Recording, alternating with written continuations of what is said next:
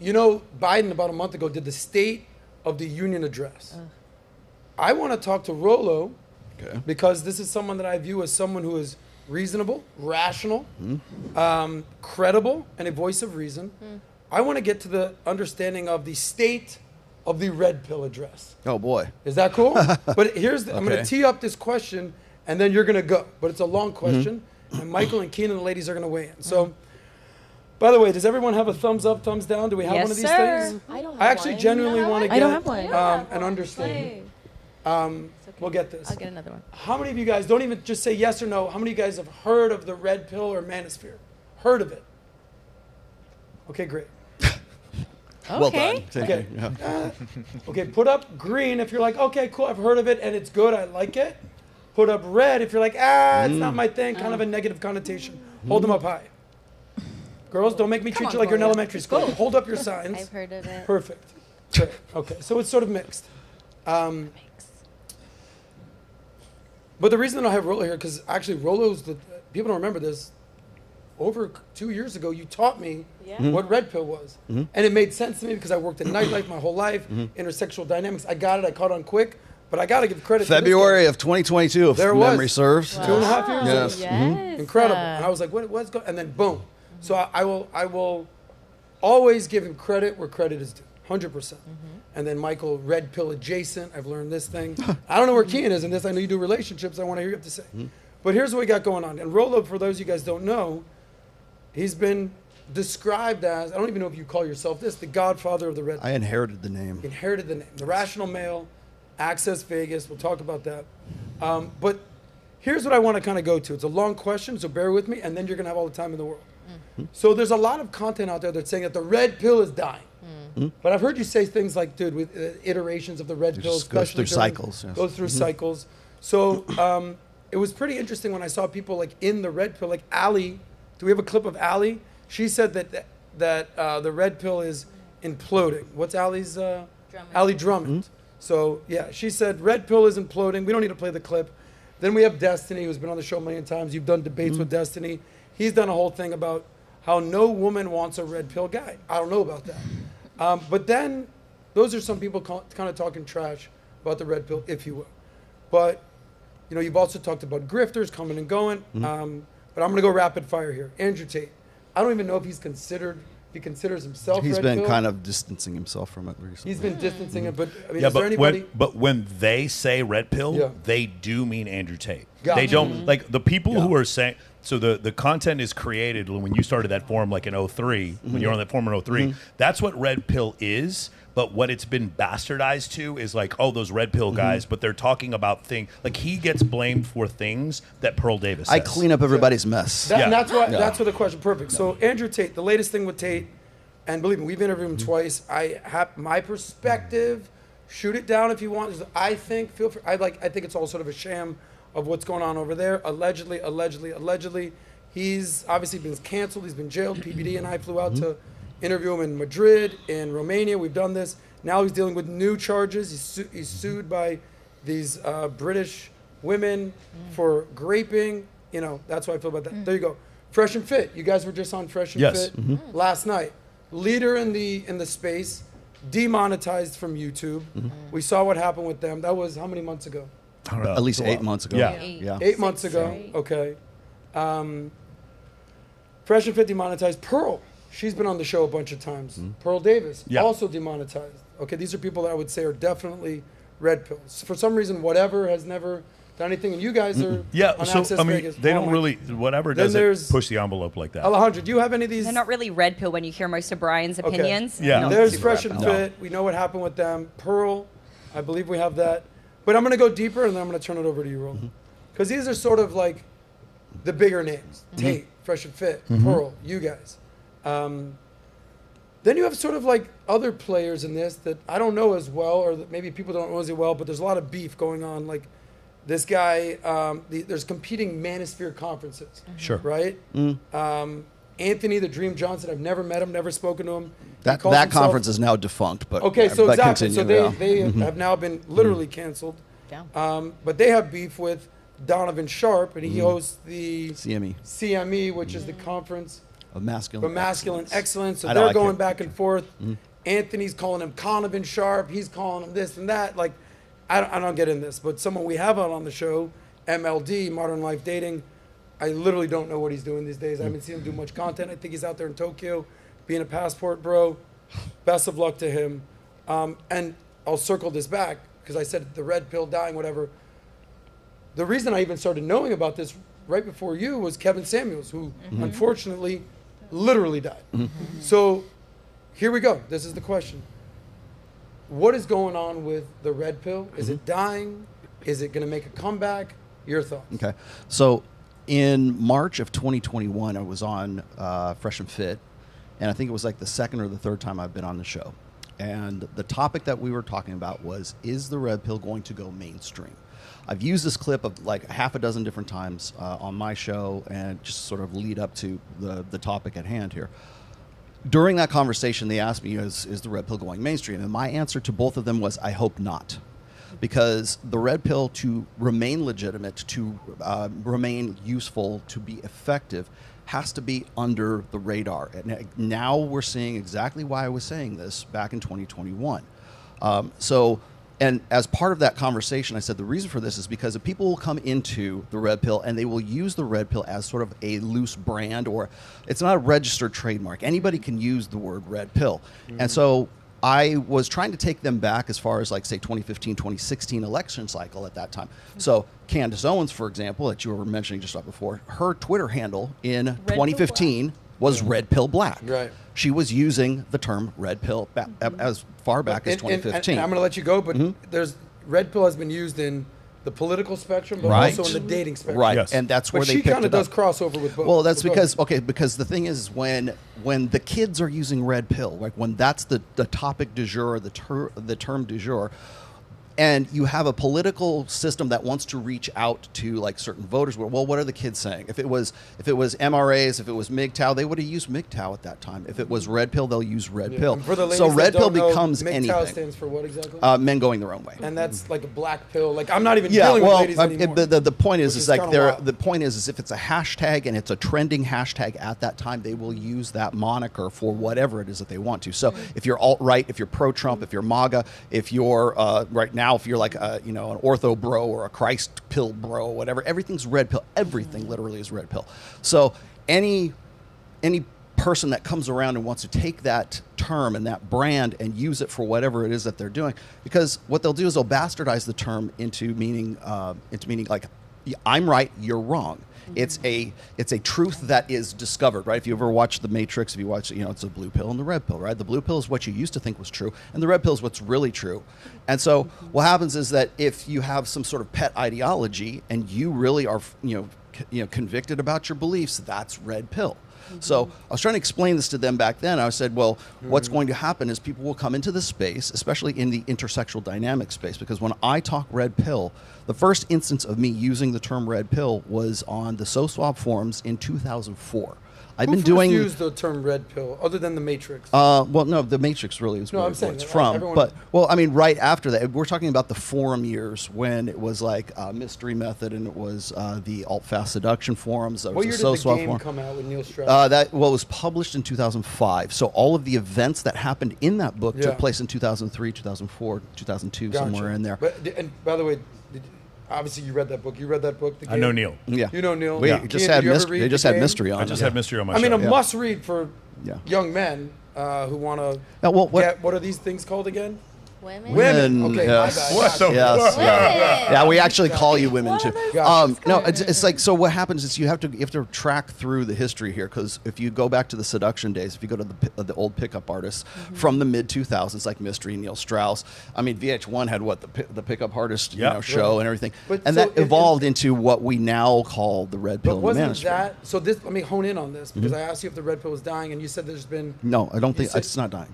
Okay, not dying, but you said there's been different waves there's cycles. Okay, Cycles, so, cool. I've been doing this probably longer than anybody else has. Okay, This is why I said I wanted to beyond hear like you say out. Mystery Yes. and some of these other guys, but as far as like the evolution of the Manosphere, I've watched this happen for 22 years, 23 years now, and so I was trying to relate to them was the last election cycle during 2019 to 2020. Everybody who was in the red pill space wanted to pivot into politics and into social issues, which is exactly what we're seeing right now. So everybody wants to turn the red pill into their social ideology, their pet name for their whatever their pet social ideology happens to be.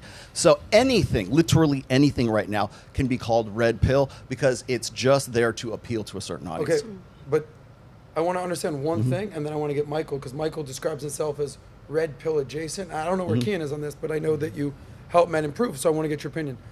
The mainstream thing.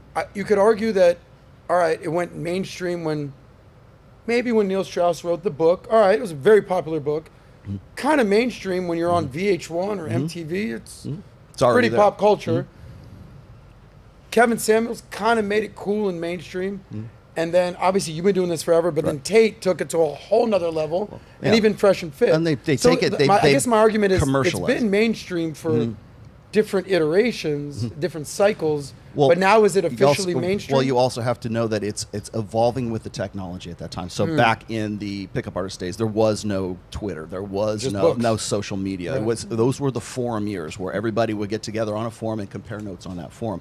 Then it was the blog years, and that's when I started the Rational Male blog. From there, we go on to into the YouTube years and then the social media, Instagram, Twitter, all that good and that's stuff. obviously how so, Tate so blew it's up. become exponentially, more and more people are aware of it. What I'm saying is that the original, intention of it was strictly, when I talk about the red pill, it's strictly intersexual dynamics. It's female nature, male nature, evolutionary psychology, sociology, anthropology. You've asked me in this show a 1,000 different times, give us the elevator pitch for the red pill. There is no elevator pitch. It is a college major is what it is, okay? It is not a bumper sticker. It's not like, I'm red pill, here it is.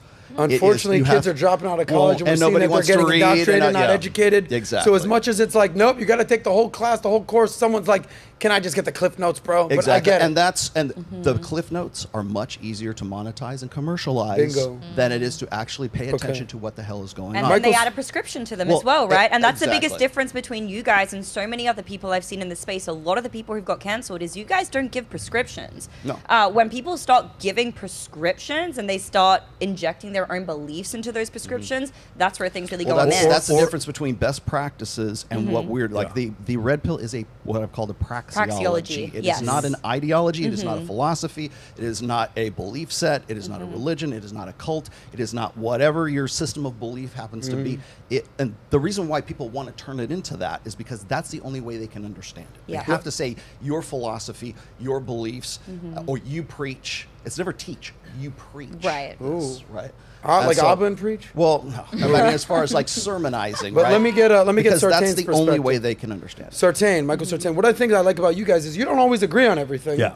It's like if you ever see me and PBD, we're constantly baby, like, it's kind of hard to argue with the CEO, the boss. But I get my licks in. But he's the man. I get it. But you guys don't always agree, and you don't even describe yourself as red pill. You call yourself red pill adjacent. I am red pill in that it is a But is the derivative. red pill dying? No. So here's the way it works.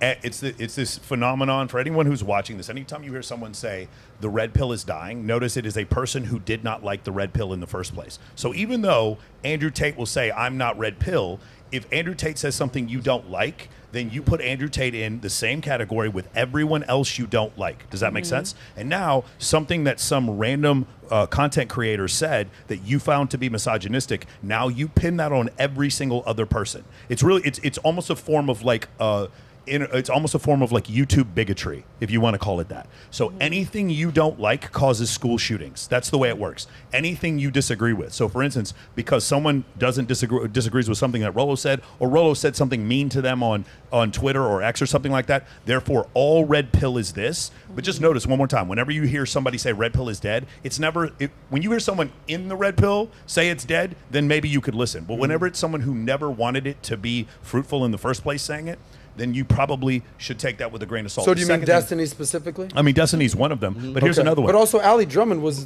I met her at the CME with these Donovan Sharp. these are people who don't have the depth of experience to know the cycles and how things Yeah. go through. So- Come November 6th, when everybody suddenly is all done with social issues and politics and everything else, trust me, 2025 is exactly when this stuff is going to come right back around again. I'm going to ask you an interesting question in a second. But go All ahead. right, so you guys understand the concept. Like, it's people who never wanted this to work in the first place. Here's the second thing that's happening. So big tech severely does not like this content, and so they start demonetizing and ratioing certain people. So now they're artificially taking down certain people's engagement, and then they have their talking heads state things like the red pill is dying. So just imagine if I'm at Meta and I'm like, I don't like this content, therefore we're going to ratio this certain type of content, and then we're going to have people who support our side of the political aisle say, do you see that type of content? You see how it's getting less traction? That's because it's dying. That's what's going on. Michael, do you mean to tell me that big tech would do something like that, and shadow ban and push down the algorithm? I don't. Cancel. Big tech. Come on, Michael. You know what's so funny? Like, I talk about this is when you overreact to certain things, right? So I think the right overreacts in certain cases. One of the biggest mistakes that the left made, probably in the last decade, was all these different social media platforms deplatforming Andrew Tate in the same hour. Yeah. Oh, dude. That so for instance, I before was there interviewing the guy when it happened. Before consider this. Before it was Insane. a guy saying there's a conspiracy against me, and everybody's like, yeah, sure, a conspiracy against you. Sound like a nutbag. Yep. And then he loses all of his accounts from publicly traded companies that have no equity in one another. He loses all of his accounts in the same hour. Now it's not a conspiracy anymore. Now you understand what you're against. So now one more time, we have a type of content that big tech doesn't want to see. They've been open about not wanting to see it. That's why they put him on a DHS watch list. They talk about divert hate and all this other stuff. So we know what their agenda is. That's fine. Everyone gets to have an agenda. There's nothing illegal about that. But now we know what your agenda is. We also know you control the algorithm, which controls traffic. And then you start to ratio that traffic and then have your talking heads state things like, it's dying. Okay, that's the first thing. The second thing I want to say is the concept of the red pill is dead is ridiculous, because what it is it's a discussion of intersexual dynamics. That can't go away. What they're saying is the things I don't like about red pill, which is like men yelling at women or whatever, that is becoming less popular. Maybe that's the case. I don't know. But my point is, it's like saying that gravity is dead. Where it's like saying that, like after Charles Darwin discovers the concepts of natural selection, now natural selection is no longer popular anymore. Natural selection is true whether or not you believe in it, and so is gravity. And so the concepts of intersexual dynamics, like whether or not hypergamy is real, hypergamy exists even if you don't agree with it. Yes. Okay, that's the issue, right? And so from those standpoint, something like that can't die. That is it a derivative of evolutionary psychology? This is why I always talk can't about. die, but they could suppress the views. Exactly. That's what happens. They By the way, I they was certainly there do suppress the views. with Tate, and I remember asking him the question. And he said it was Meta, it was Facebook, and then it was Instagram, and then it was His payment YouTube. process. And then it was I think TikTok. he and then it told was me he lost his Uber, bro. And then it was I was texting Andrew the Airbnb, day. and then it was Stripe, and then I was like, Uber? Yeah, bro. I was texting Andrew the day it happened. Yeah. And he told me I lost my Uber. I was like, your Uber? That's crazy, man. Anyway, let me bring in Kian for a second, because Kian, do you consider yourself red pill or no? No, I think based off the general idea of what society considers red pill, I would say I'm the next level above that. Really? Now I don't. Yes, and What that's color where a is lot of that? guys that have been in red pill for a long time find me. They've hit a point. They've hit a ceiling in which they can't go any deeper within themselves because they've already mastered the outside game. They've mastered the conversations with women. They've mastered how to have a lot of money. They've mastered how to have a lot of success, but they want to go deeper. And I think that's what the red pill is actually missing, is a level of depth and self-understanding and self-discovery that it needs to take on to be able to continue to evolve. I think it's a great thing. I mean, it's amazing. It's an amazing thing, but can only take men so far. And I think it has to evolve in a way where men have to learn how to establish deeper levels of intimacy with themselves by knowing themselves more.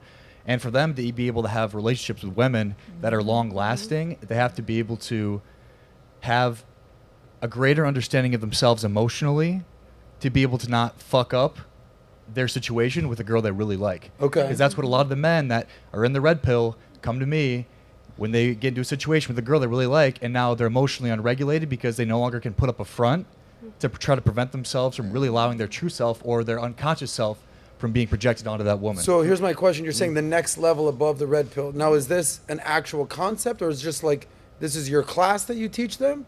What is that next level? This is just something I've made up. Now, I know Rollo, obviously, he said what it is. It's not necessarily what society says, but it's on the next level to what society says that it kind of is. Does that make sense? Do you remember what Amy said a little bit ago about the prescription? There's a description and then there's a prescription.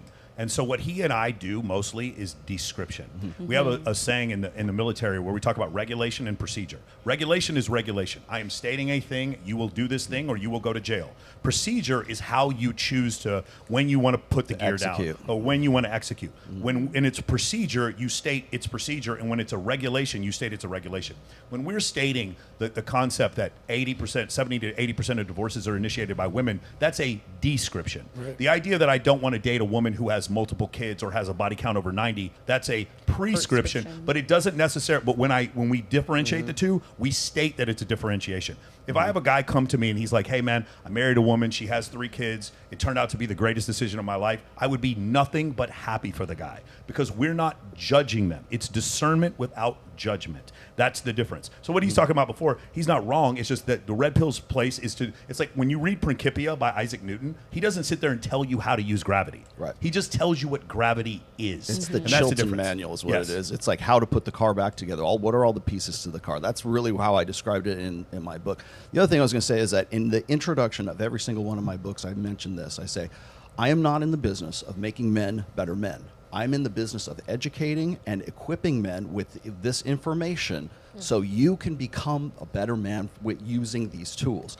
I liken it to having, I give you an easel, I give you the paint brushes, I give you the paints, I give you the turpentine, I give you everything else. You're the canvas. You are going to use those tools to go and paint the picture of what's going to end up being you, rather than going and having a paint by number where everybody says, okay, you put the yellow here and put the red here, and it's like whatever the number. You need 50 bodies, you need X, Y, Z. Exactly. Yes. That is a practice. And so like when I'm talking about the red pill as a praxeology, it is simply here's what is. It's not what ought to be, not what should be. And too many people, if you give them information, if you give them data, if you give them those tools, and you don't tell them how to fucking feel about it, they will hate you for that. Yeah. So go back to what he said, the 50 bodies that Myron said before. Okay, that when Myron says that, there's no tablet or data point or Microsoft Word document that then therefore states 50 bodies is now red pill dogma or red pill scripture. Yeah. He's just stating his fucking opinion. That's all that happened. And even then, it's an exaggeration. But because he's friends with Rollo, and therefore I don't like Myron. Myron said something I don't like. Therefore, everything that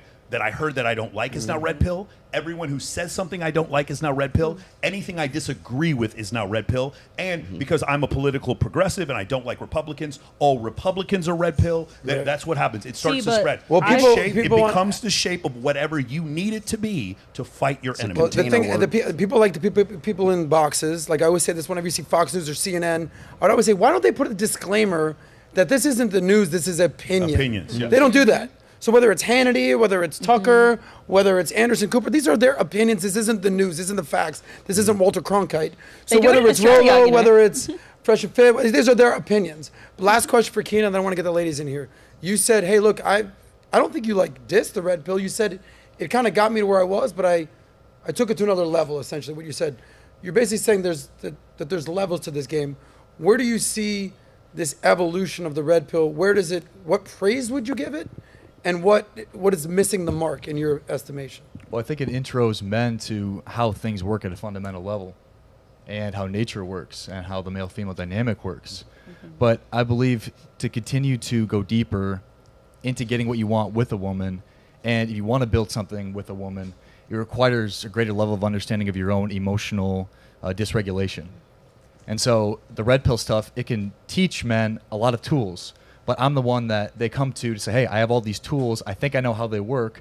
I help them discover who they really are underneath the layers of who they have been that isn't the best version of themselves that we talked about earlier. Don't really be who you are if you're a piece of shit in your mom's basement. Do you mean they're already deregulated, or do you mean like they don't have control of their emotions? They don't.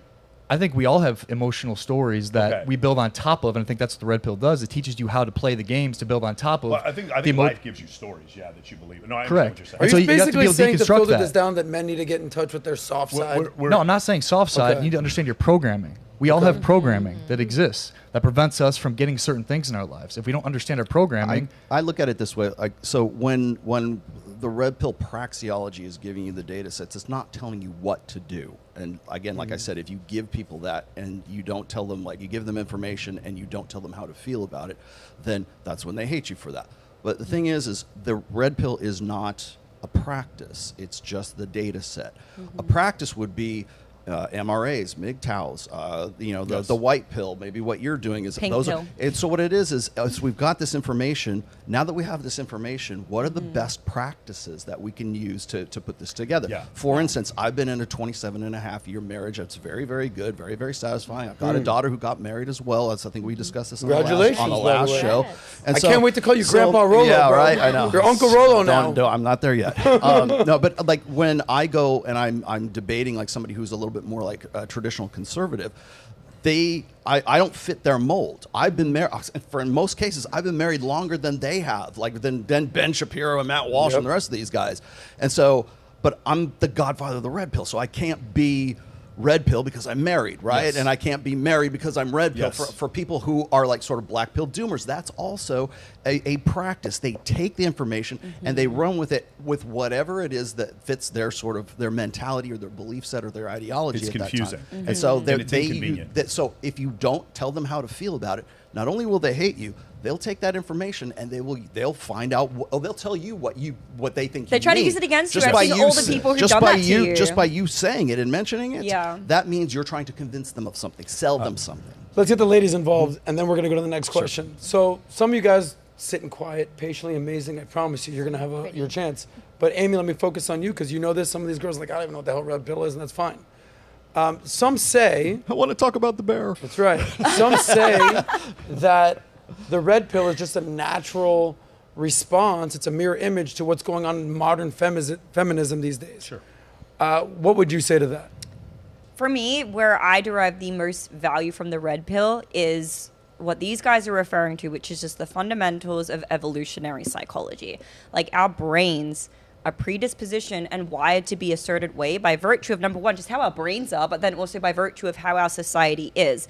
And so to your point there, Adam, and what you just asked me, yes, the red pill has become increasingly more necessary because of the way society is.